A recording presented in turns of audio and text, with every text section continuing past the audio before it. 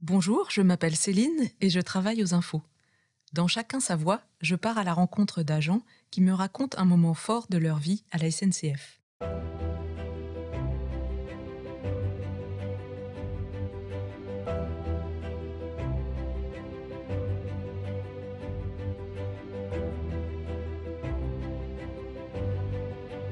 Au début de la grande vitesse, certains ont comparé le voyage en TGV à une croisière, synonyme de dépaysement et de confort. Croisière, le terme n'est pas trop fort pour Floriane, chef de bord sur TGV depuis 3 ans.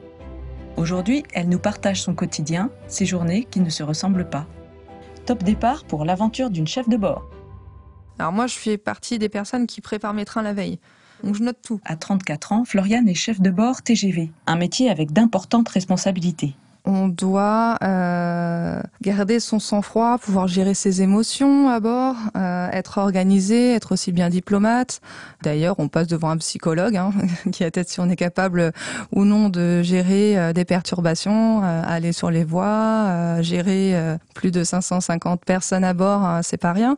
Moi, j'adore cette responsabilité. Des responsabilités, mais aussi du service.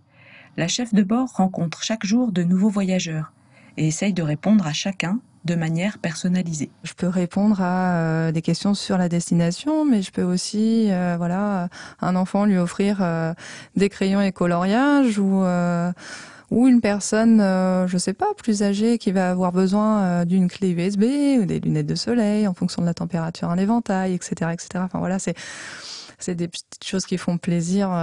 Et pour moi à distribuer et pour un voyageur de le recevoir. Il y a aussi une partie contrôle dans le métier, pour laquelle il faut avoir du flair. Une qualité précieuse que Floriane a développée pour repérer ceux qui n'ont pas de billets, avant même de les contrôler. Quand je passe, je regarde tous mes voyageurs. Donc là, à partir de ce moment-là, je vois comment ça se passe. Est-ce que quelqu'un va avoir une petite sueur, être gêné, avoir le regard qui part de côté. Les attitudes ne trompent pas. Et plus on avance dans ce métier, et plus on le sait. Généralement, on se trompe pas. Mais la chef de bord n'est pas là que pour contrôler et sanctionner. Elle passe bien plus de temps à calmer et à rassurer, notamment les enfants. Alors moi, je suis maman. Donc déjà, je connais un peu. Et à bord, ça va être là pour les familles et être là également pour les autres voyageurs qui sont autour. Ça peut être pénible dans les deux sens. Donc du coup, il y a une façon. Les enfants en général, ils vont pas insister face à un contrôleur. On a cette pression, je sais pas comment on peut dire, mais tout de suite ça les calme. Et les parents, merci. Donc après, voilà, je reviens avec mes goodies, des crayons, des coloriages, et on a des voyageurs à côté qui nous disent merci.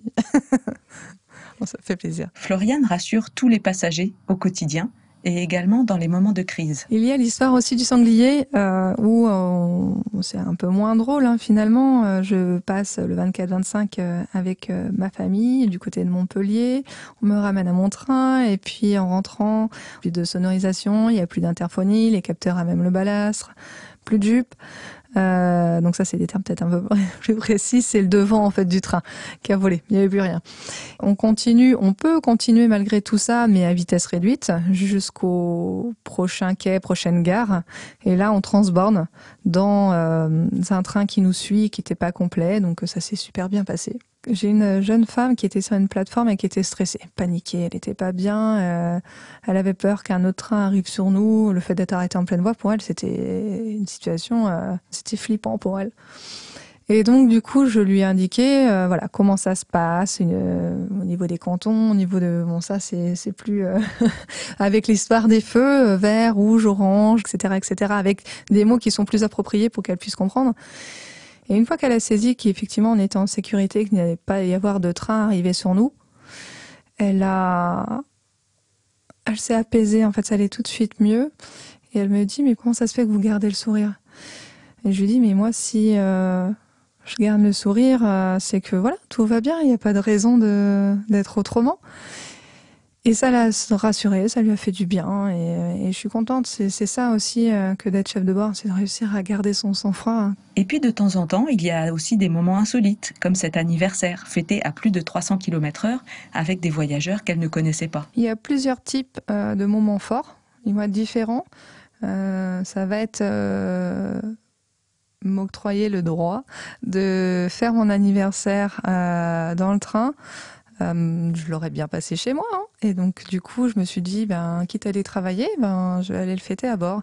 Et je suis tombée sur un super collègue qui en plus de ça adore ça et qui est allé à fond avec moi. Je m'étais chargée à Rennes de sacs avec des bonbons, des petites friandises, voilà, des tickets boissons pour ceux qui ont marché dans un challenge, si je puis dire. On est passé dans un train et puis voilà, ceux qui souhaitaient mon anniversaire avec vraiment gaieté de cœur, on y allait.